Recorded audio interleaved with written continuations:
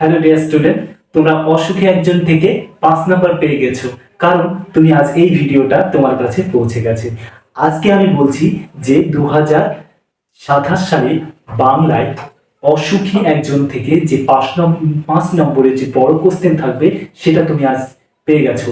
কারণ এই যে আমি যে সাজেশনগুলো রেখেছি, মাত্র 4টে প্রশ্ন রেখেছি, এই 4টের ভিতরে তুমি পেয়ে যাবে, এটা 100% শিওর, এটা আমার গ্যারান্টি। দেখো, তো 2026 সালে যারা মাধ্যমিক পরীক্ষা দিয়েছে, এখান থেকে প্রশ্ন এসেছে 5 মার্কের একটা প্রশ্ন, বড় প্রশ্ন। কোনটা এসেছে দেখো, আমি তোমাদের প্রমাণ সহ নিয়ে এসেছি। প্রশ্ন আছে আমার হাতে, এইখানে আছে দেখো। সে জানতো না আমি আর কখনো ফিরে আসবো না, বক্তাকে সে বলতে কাকে বোঝানো হয়েছে? বক্তা ফিরে না আসার কারণ কি? এই যে প্রশ্নটা এসেছে 5 নম্বরের এই অসুখী একজন থেকে।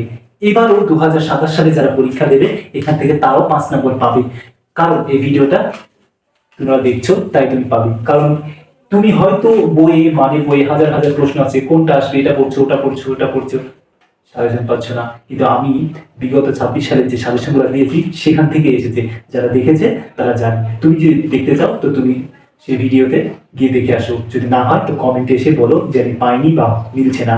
কারণ দেখো, তুমি এই প্রশ্ন পাবে দিয়ে তখন যে না পাও পরীক্ষার হলে, তো সঙ্গে সঙ্গে এসে বলবে দাদা আমি এই প্রশ্নটা পাইনি। দেখো, অসুখী একজন কবিতা, এখান থেকে আমি অসুখী একজন কবিতার কবির বাড়িটি কেমন ছিল, এই প্রশ্নটা তার সেই বাড়ির সম্পর্কে, যে গোলাপি গাছ, চিমনি, যে এই যে বর্ণনা দিয়েছে, ঝুলন্ত বিছানা, সেই বাড়িটির বর্ণনা এখানে চেয়েছে। তাই বড় আকারে মানে বড় আকারে এই বাড়িটির বর্ণনা তোমরা লিখবে। তারপর দেখো, তারা আর স্বপ্ন দেখতে পারলো না, উদ্যম শক্তির তাৎপর্য বিশ্লেষণ করো। তারা স্বপ্ন দেখতে পারলো না, কারা স্বপ্ন দেখতে পারলো না, সেই সম্পর্কে এখানে বড় প্রশ্ন দিতে হবে। তারপর দেখো, অসুখী একজন কবিতাটির নামকরণের সার্থকতা বিচার করো। ভেরি ইম্পর্টেন্ট, এবছরের জন্য এই কটা সব থেকে ইম্পর্টেন্ট। তারপরে প্রশ্ন দেখো 4 নম্বর, তারপর যুদ্ধ এলো, লাইন তুলে দিয়েছে, ঠিক আছে? প্রতিটা প্রশ্ন লাইন তুলেছে। তারা স্বপ্ন দেখতে পারলো না, এটাও লাইন তুলে দিয়েছে। অসুখী একজন কবিতার নামকরণের সার্থকতা বিচার করো।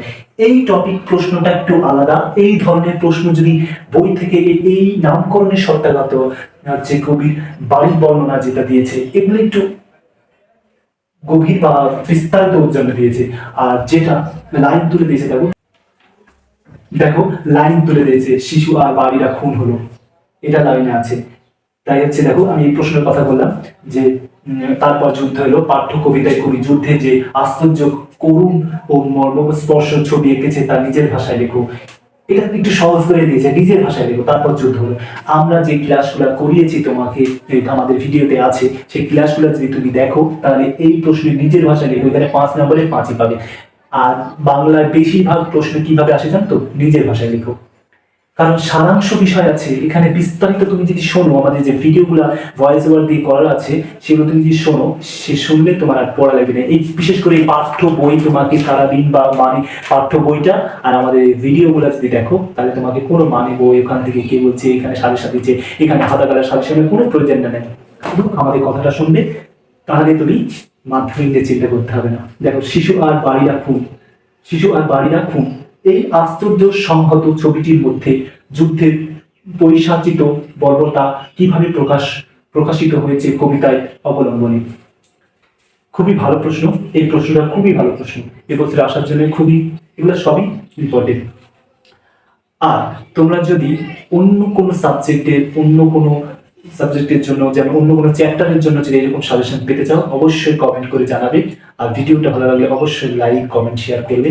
আর মাধ্যমিকের জন্য কোনো চিন্তা নেই, কারণ প্রশ্নের উত্তর তুমি এখান থেকেই পাবে। প্রশ্ন আমরা এইভাবে সাজেশন দেবো, সেইগুলো ফলো করে রাখবে। আমার কথা আসলে বুঝতে পেরেছো তুমি, শুধু ফলো করে রাখবে, দেখবে আমি কি বলছি, আর মিলিয়ে দেবে পরীক্ষার হলে। ধন্যবাদ।